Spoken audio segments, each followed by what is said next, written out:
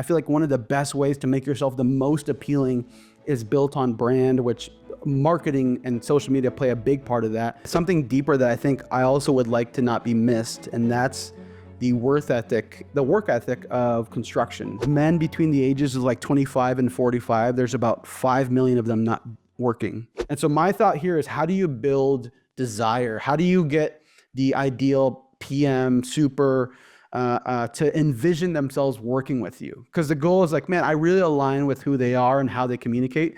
And if provided the opportunity and they post something in the future, I would love to work with them. Marketing and the role of social media is not its own siloed thing. Quick question to yourself is, if you're gonna do this, you either have to be all in or nothing.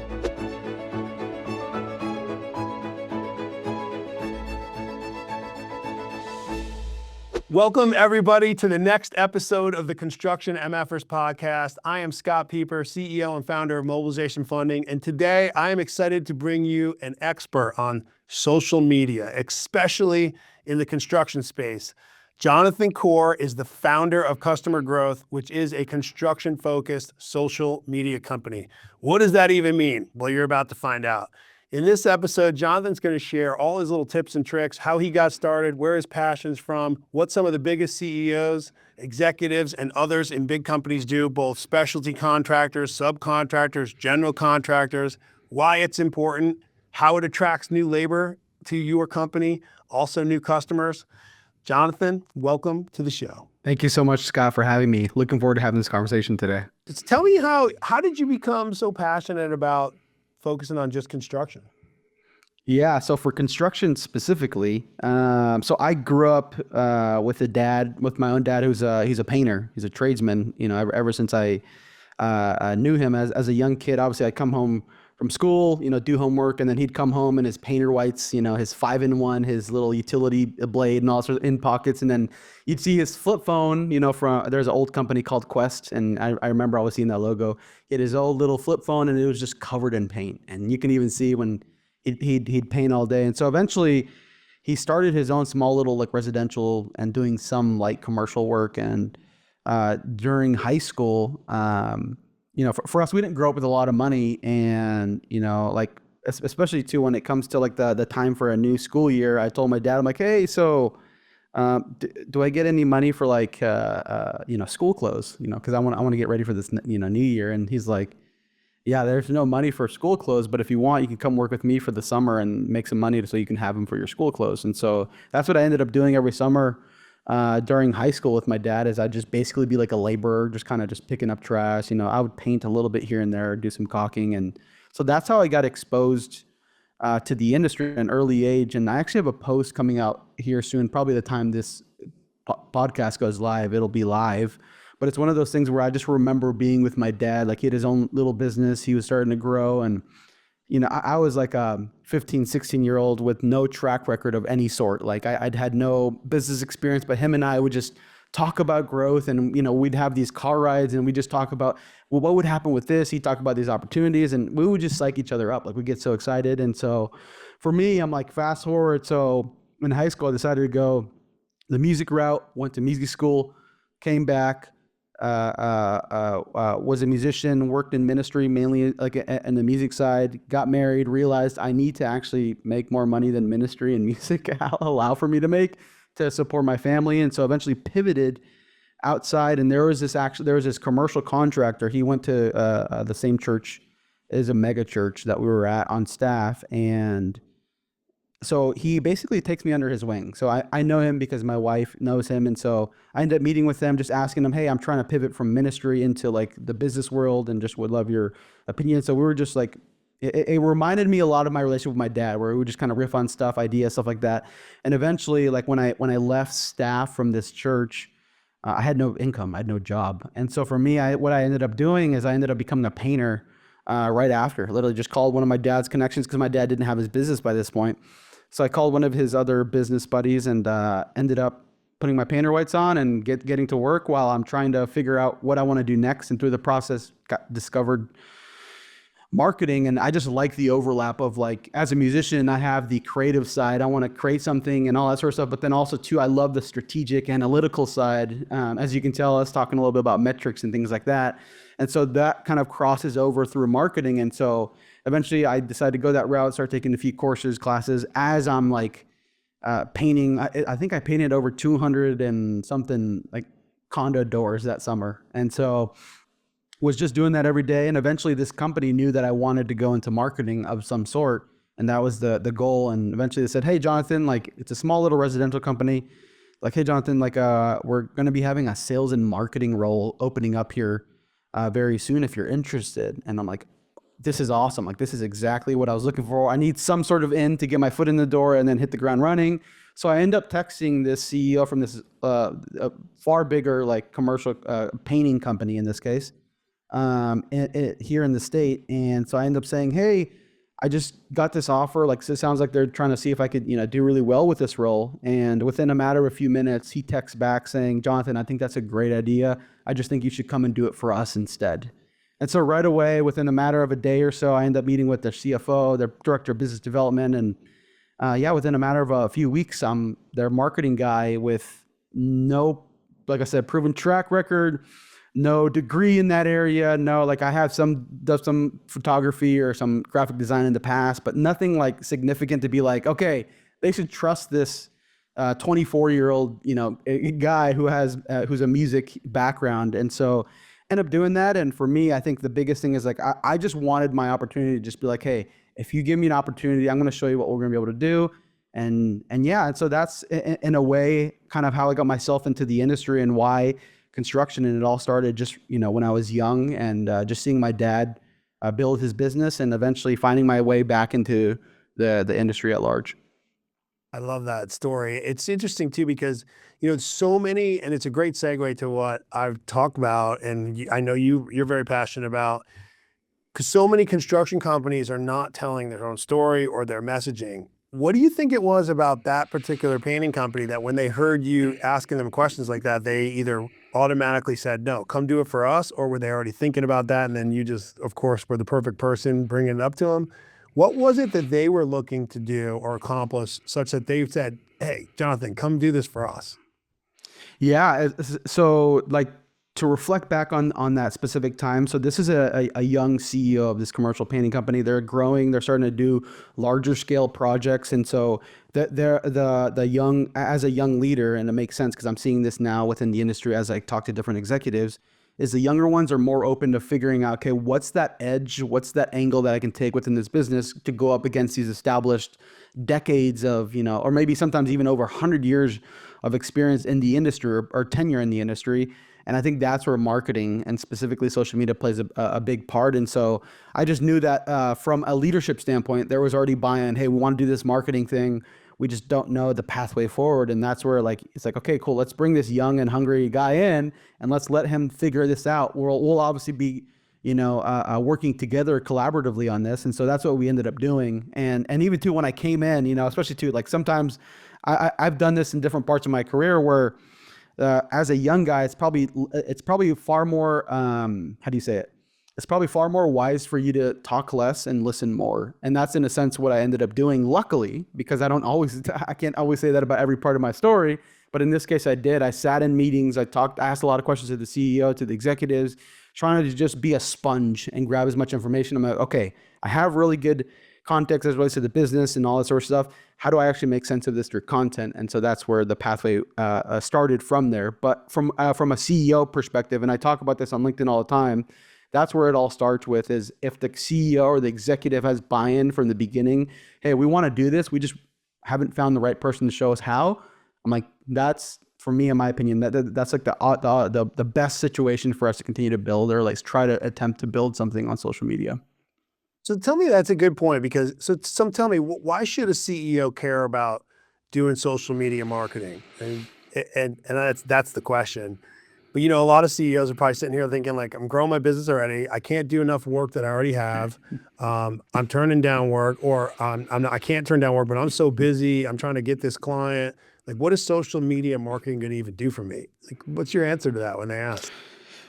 So I'll gear this specifically towards executives. So I'm hearing, I've heard a lot because I have these conversations with existing and potential clients all the time of like, hey, like, I have enough work as it is. Like I have, a reputation of some sort. Like I feel like it's all working. I'm like, great.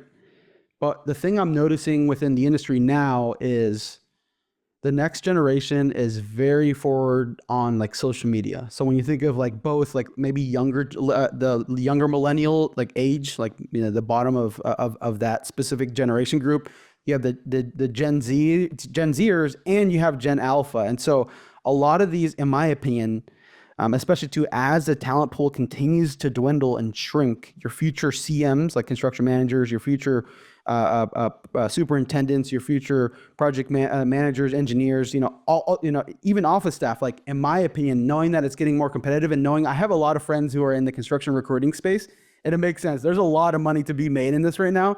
And in my opinion, I feel like one of the best ways to make yourself the most appealing is built on brand, which marketing and social media play a big part of that. But brand in a sense is like your reputation. And so the goal is, imagine if you have like a strong brand on social media where like you're showcasing the incredible people that you have and career opportunities that provides, but the incredible and badass projects that you're building as well as like your perspective on leadership and culture and investing in the next year. Like if you were to tell this holistic narrative, ideally, you would build the right affinity within the right audience that could potentially be that PM, the PE, the super, the general super, like all these sort of things. And the reason I know this is I literally have all those roles connect with me every day. So people from like the large companies of like the Skanskas, the DPRs, you have all these large, even like, how do you say it? Like large specialty trade contractors as well. They're constantly adding me and connect. Even this morning, like I think it was like there's a senior super from HIT. And for me, I'm like, why are these people connecting with me? But I'm starting to see that there's tons of value in social media, and their goal is like, okay, how do I like learn more about this? And so my thought here is, as it relates to a recruiting and retention aspect, I think social media and marketing specifically is a great way to get your message out there and make yourself an appealing place. So that way you don't say, hey, like I'm winning all this work, but I don't have people to run the projects, or I don't have boots on the ground for people to actually do the work. And in my opinion, I feel like social media is going to play that big part of the equation now and into the future. Yeah, I think you nailed it. I mean, and it's a great segue to what I wanted to ask you next about the millennial generation, Gen Z, Gen Alpha even is approaching into the workforce now. There's no secret the current workforce is retiring, right? The next 10 years, they're leaving the industry. And the next generation really isn't looking at construction in a capacity as a real option yet, I don't think. I think we're doing a much better job we did 5 years ago, or even 2 years ago. But they're still not coming into the industry as fast. And you talk a lot about all things construction and attracting that generation. And you just nailed it right there as to why should a CEO or an executive in a construction company care from a recruiting perspective. It's huge. What do you think it is though? Why is it that the millennials and Gen Zs aren't thinking about construction the way you and I both know it to be? Yeah, I think one of them is like the higher level answer societal is we have like both society and specifically like school counselors who are nudging all young generations to go to college. And am I against college? No, by all means. Like I think depending on the degree you're going for, there is tons of value in that.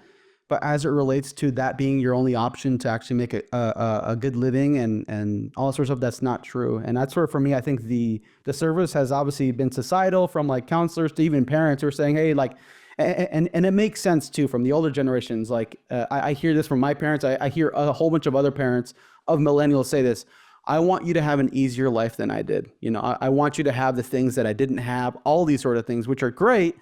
But for me, I think that it also inhibits a whole generation of people to realize that, hey, I actually don't want to work behind a computer. I actually want to work with my hands. I actually want to be and interact with people all day, every day. And I think that's been the recipe that we've been sold. Go to college, get your degree, work for a big company, buy the house, get the picket fence, have kids, and then that's it. It's like, no, like that isn't the only path. There's so many other ways. And one of the ways is the trades. And so for me, I would say that society has had a big impact. And now, as it relates to social media, I think that I'm starting to see a lot more advocates for the next generation coming into the trades. But one that comes to mind right away that has had a huge impact, and this is Mike Rowe. I mean, he had his Dirty Job show. He posts a lot of content. He's on a lot of different podcasts. And my thought here is like one voice through Mike Rowe. Obviously, he's showcasing the trades, but has had such an impact in rewriting like the actual impact that these people are like making good livings. But not only that, they actually really enjoy what they're doing, how they're contributing back to society, all these different things. And so my thought is like, if one person can do that, I mean, and it's resonating, how can we in the industry, be it contractors, be it subcontractors, be it individuals like myself who obviously are trying to get more exposure to these companies through social media, like how can we not make our own or play our own part in that thing and the overall necessity of getting exposure to these younger generations about the trades? Yeah, well, I think it starts a lot too with not only what you said, but let's talk about some of the realities. Realities are you don't have to go to school. Yep. That's one. Second is if you do go to school, you have even more options in construction faster in some ways than you would in other industries. You can literally do construction in just about every geographical location in the entire country. Nope. The average salary is close to $66,000 a year, which is right on par or more with your average four-year degree salary, minus all the debt. That's certainly worth a lot more. And if your real American dream is to have a white picket fence and the dog and the kids and spouse, you can do that the same. And in terms of give back and value and even some balance in your manageability of the schedule, you can do that a lot more in construction. Yep. And a lot of avenues. And so I don't think people really know that. Those are just some simple facts that I can rattle off that I don't think your average millennial or Gen Z and certainly Gen Alpha would necessarily know. And one of the other things that comes to mind as it relates to this, like, this next generation, like the older generation is going to retire within the next 10 years. I think, there's a knowledge transfer issue that, different individuals, companies, and organizations are looking to address. But I think there's a deeper, something deeper that I think I also would like to not be missed. And that's the work ethic of construction. And so I had a client who's out of Boston. They were here last week, hosted them, had dinner had a happy hour with them.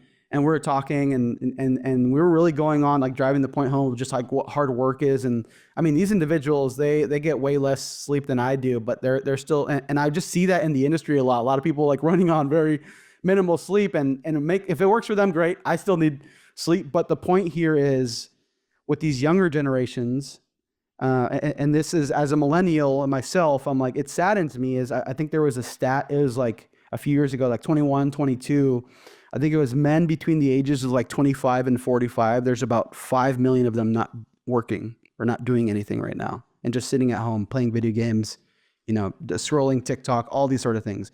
And as a millennial myself, I feel sad because there's actually points in my story in the past where I was actually really lazy. I'm like, what am I doing with my life? And throughout the process of building my own business, being in the construction industry, I've actually realized that I like hard stuff. Like I love running at hard stuff.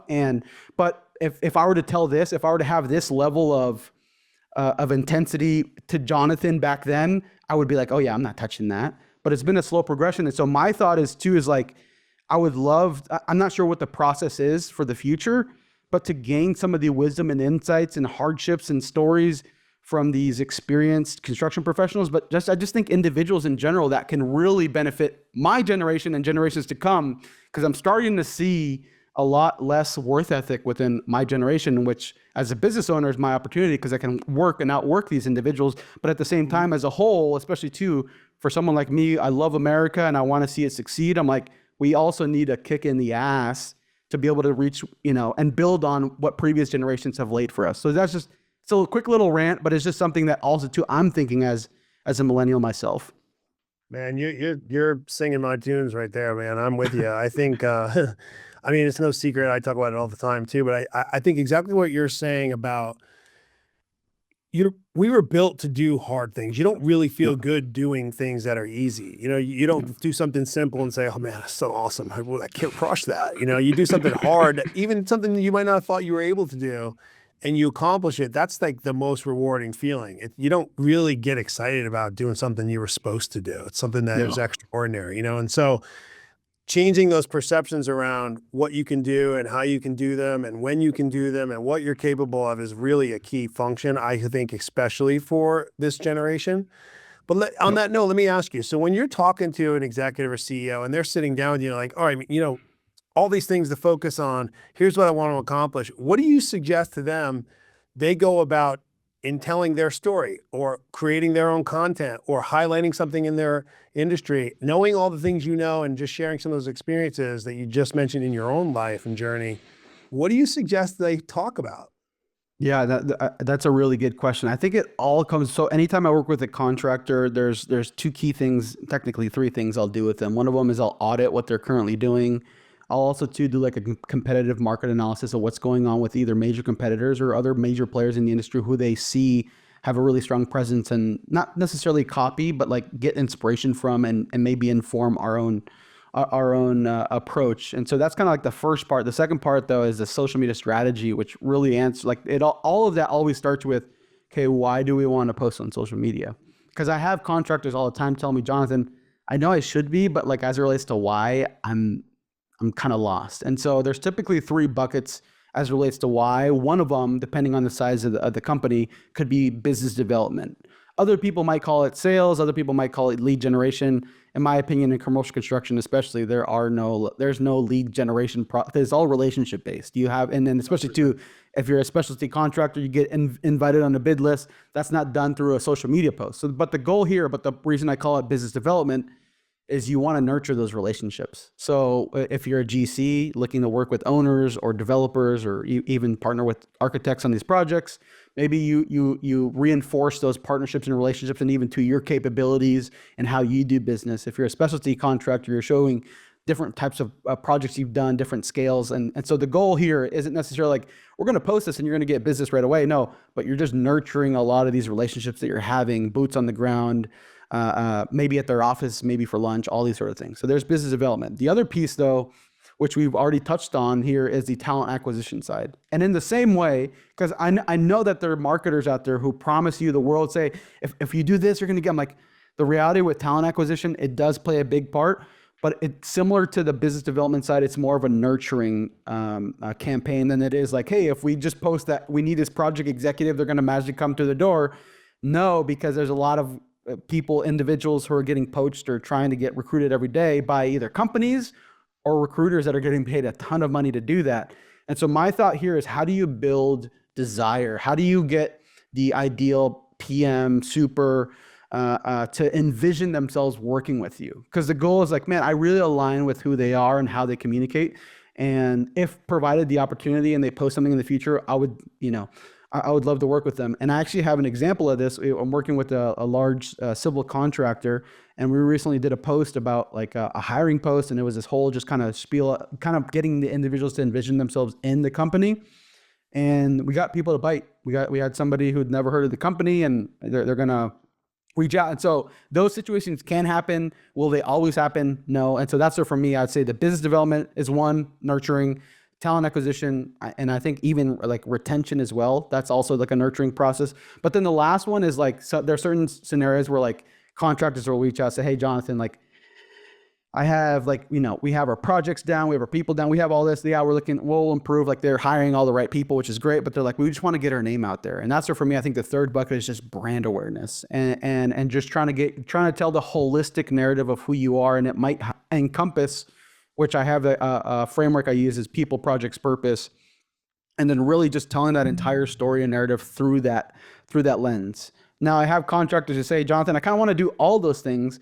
And I think, like, for me, I'm like, totally, I definitely think we can accomplish aspects of all of those. But I think the biggest thing as it relates to social media marketing, and this is what I tell business owners too, is like marketing and the role of social media is not its own siloed thing. We should always directly connect it back to what's the business objective for this next year. And then that informs, okay, we really want to focus on establishing, growing our clients and all sorts of stuff. Cool. We're going to have more of a client business development focused strategy this next year, because that's a goal, and that's how you directly connect it. Hey, we want to grow our headcount. And so depending on what that approach is for the contractor, then you actually build out what that process is. But it definitely is different for every contractor, but within our, like when we work with different contractors, we have a process, step-by-step process that walks through addressing all those priorities and then establishing them in a way, and then ultimately coming up with the right content for that specific strategy.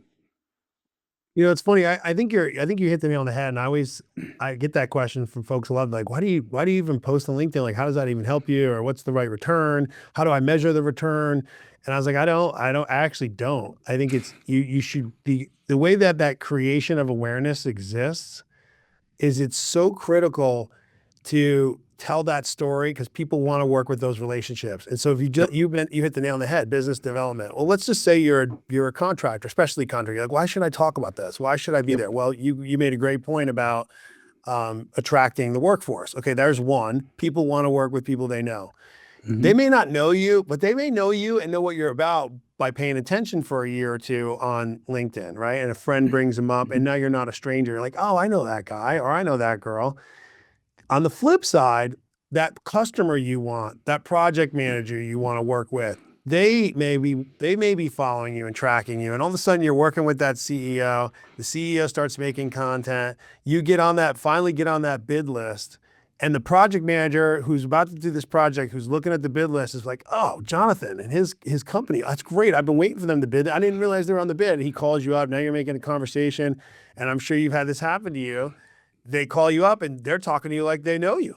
And they don't, you've never met before, but they do know you and you know them well. And so there's no way to measure that until it happens to you once, when you continually post, and then you're like, oh, I get it. And there's no direct like ROI to that, or what's my metric, but it happens. And it's really the coolest part about it. And I think if you just make it part of your business, just like any other regular part, like you got to have, bathrooms in the office, you should do marketing for your company, even from an awareness perspective, you'll find that it's very valuable. And I try to explain that to people a lot. And that was the culminating factor for me, 5 years ago when we started, and we started doing marketing, and the previous 7 years we never did, Well, and even too, like saying like, there's a thought I've had for a while, but like, I've mentioned it once maybe in the past few years, but it's one of those things where like, if I were to ask a contractor saying, hey, why do you slap your logo on all your trucks? Like what's and then my follow-up question is, okay, what's the ROI in that? Like what's the direct, how would you attribute that to this or that? And maybe they'll say, hey, yeah, we get texts from clients or family or friends, like I hear those stories of like, hey, I just saw your truck here to downtown. It's awesome to see. Hopefully you guys are well. And it's a great way to stay top of mind. So my thought, the lens as relates to how I view social media in the same way is, okay, what's the direct ROI, especially for organic social media? Like I said, paid social media is very different, or paid media as they call it. But organic social media, in my opinion, it's not just a logo. Like, yeah, they'll see your logo, but it's more, okay, what's the narrative that you actually want them to know as it relates to how you work, the types of projects you do, the types of employees that you employ? Like, who is that? Because the goal is you have the opportunity, you have the megaphone to be able to talk directly to potential and existing and past clients, potential existing and past employees every single day. And so my thought here is like, this is, in my opinion, far more impactful than just the graphics in your car, which I think are important. I think it's an important piece of your overall brand, perception and reputation. But at the same time, like social media takes you a level deeper where you actually can tell who you are on a consistent basis. And so that's just a thought that kind of came right away as it relates to like, this is a necessary part of business. And sometimes some of the direct, like, hey, we're going to attribute it to this, aren't always so clear, but that you experience the impact when you talk to clients and employees and people in the industry as well.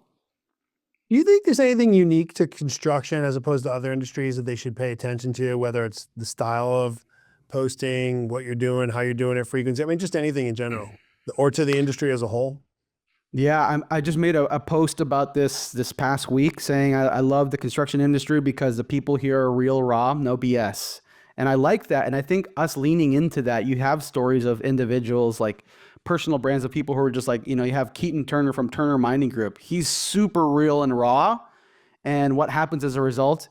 Tons of engagement, tons of exposure, brand affinity. People love him. People love his company, all these sort of things because he's being real and raw. And that's where, for me, in my opinion, I think that's the opportunity and the advantage. Is it's a really hard industry to be a part of, but I think leaning into those lessons learned or to those failures, or maybe even to those wins more transparently, I think is a huge opportunity. Unfortunately, especially too, like when you have some of these bigger established commercial contractors, it's very corporate, it's very tidy. It's like saying the right stuff, like it's on brand, all these different things. And I just think the grittiness, the real rawness of the industry gets lost in that. And so for me, I think that's the big opportunity from a social media standpoint as it relates to like comparing to other industries. Because for me, I'm like, you have the tech industry, you have e-commerce, you have pharmacy, you have so many different industries, but in my opinion, awesome stuff's being built, stuff that's super necessary to where we live, to where we get, go to the hospital, library, school, all these different things, roads. But at the same time, there's so many stories that should be told of the people actually, making the work happen. Yeah, no doubt. So what do you think if someone's listening to this and they're saying to themselves, all right, you know what, you guys convinced me, I'm going to do it. What's the first thing they should do to even get started? First step was just a quick question to yourself is if you're going to do this, you either have to be all in or nothing. I've seen contractors tiptoe their way into social media marketing. I'll share two options of what you can actually do to show that you're all in. But I've seen contractors who are like, hey, let's start. Maybe they'll try to do it. They don't know what to do. And then they maybe have like a office manager or intern or some sort of admin just, hey, can you just figure this out? Okay. And they're kind of pissed off because they're like, okay, I don't want to do this and now I have to do this. And then eventually they try to hire somebody and so I've just seen contractors kind of fumble. And the reason why I don't suggest that is because that hurts your brand. Because for example, if I had like somebody and I don't want to knock assistants or admins, maybe more entry level positions because they're essential part of the company.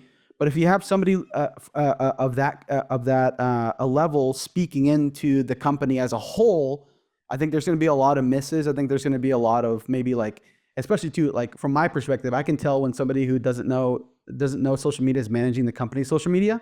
And so for me, I start to be like, okay, well, I know that this isn't being taken seriously, so I'm not even going to, listen or connect. For me, I think that's a bigger loss in the long run, because let's say eventually when you start taking it seriously, it's probably going to, the ramp up period is going to be a lot harder because like now you've already established within your audience, hey, like social media, yeah, it's cool. Like it's a nice to have, but it's not like a key part of our business. So for me, it always funnels through that. If you're going to do this, go all in or do nothing at all, because you don't want to fumble or like change your brand or reputation within the industry to be like, okay, it seems, I don't know if it's childish or like amateur or all these sort of things. You don't want that perception of yourself in the industry.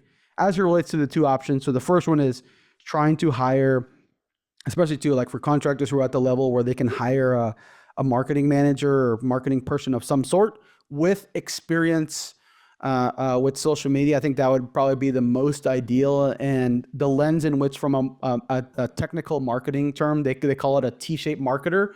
So it's like a marketer that has a lot of experience, like roughly across the board, different domains in marketing, but specialize in one specific one, the T-shape, which in this case, if you're optimizing for social media, hopefully they have a proven record. It may not always need to be in the industry, but just know social media and can build from that. And so I think that would be a great approach, because I just know, especially too, and depending on the size of contractor, sometimes there are some who I work with that have a marketing team already established. And so maybe they'll make that social media hire. But I think that's the hard part for that is, especially too, when you're doing an entry-level social media marketing position, it's no different than an admin doing it, because especially too, if they don't have a pathway for success, that's why for me, I'd rather have a marketing manager of some sort or marketing person who has that experience, who knows the way, can show the way specifically for contractors. The other option is working with agencies like myself. You don't necessarily have to work with me, but in this case, it's working with an agency that knows the commercial construction industry in and out. For me, it helps. I was a former, like I said, marketing individual within this commercial contractor for almost 2 years, and eventually ventured off and have been doing this, for several years now with different contractors. And so I think the biggest thing, especially too, from my experiences, I bring, obviously, yeah, the creative ideas, things like that, but it's more the systems, the processes, the structures. Hey, this is what we need to do. This is what we need to keep in mind, so we're not playing behind the puck. And so, like I said, for our process, it's very simple. Once we start working, we have our whole onboarding kickoff process. Everything will be accounted for before we ever post one individual post. That way we get aligned on how to connect this back to the actual overall company and business objective. So those are the two options. But the biggest thing is, if you're going to do this, go all in with either of those two options or don't do anything at all, because I don't think it's worth risking your reputation within the industry on social media. It's true too, especially if people are following you and you're just not posting a lot, or you're following you and you're never calling back. You got to be engaged with it, no doubt about it. 100%. What trends do you see in 2025? You know, we've talked about labor, we've talked about creating awareness, but what other trends do you think are in 2025 that people should be paying attention to and focused on?